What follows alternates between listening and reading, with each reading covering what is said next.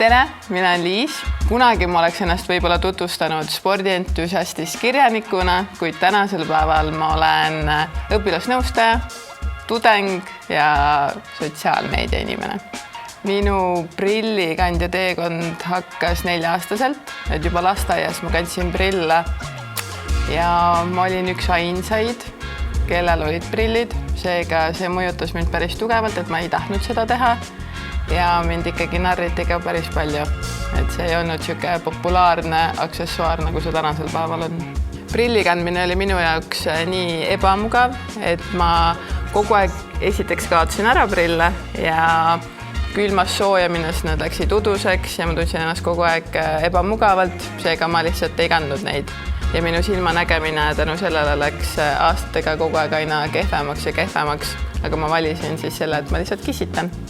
Laserprotseduuri läbisin ma siis 30. detsembril, et minna nägijana uude aastasse KSA-ga. Ma valisin sellepärast, et see tundus minu jaoks kõige usaldusväärsem ning väga paljud minu tuttavad on seal käinud ning minule sellest piisas. Protseduuri ise ma pelgasin, et ma ei tahtnud selle kohta mitte midagi väga teada, sest siis nagu sa tead, mida karta. Aga ainus asi, mida ma teadsin, et seal tehakse, on see, et pannakse silmad, tehakse lahti mingi aparaadiga, seda ma pelgasin väga. Aga kui ma sinna protseduurile läksin, siis minu arst oli nii jutukas ja lõbus ja tore, et ma isegi ei saanud aru, kui need asjad mul juba silmas olid ja ma olin juba väljas sealt.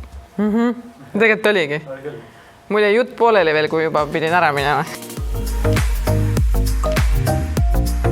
Taastumine oli minu jaoks väga valutu, et mul oli vist, et kohe hoiatati ära, et 3.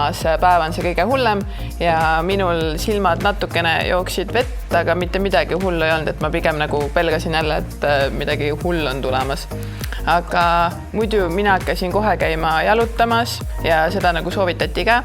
Siis kui mul taastumisperiood oli, siis ma käisin kogu aeg kohvikutes ja päikseprillid pidid ilusti peas olema ja ma sain tunda ennast lihtsalt staarina ja nautida.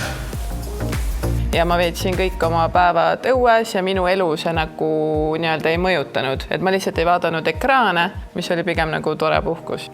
Ma mäletan väga hästi seda esimest kogemust, kui ma sain aru, et ma vist näen nüüd.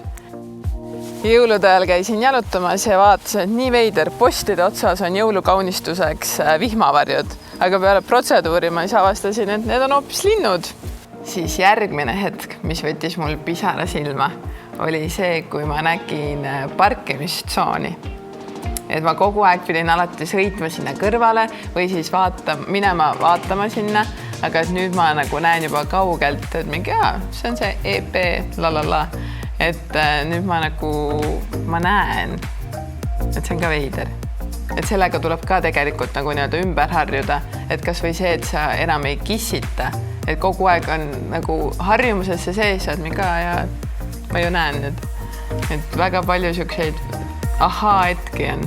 Nüüd pärast protseduuri on muutunud see, et õpilased ei ole enam nii õnnelikud, kui mina kontrolltöösid jälgin.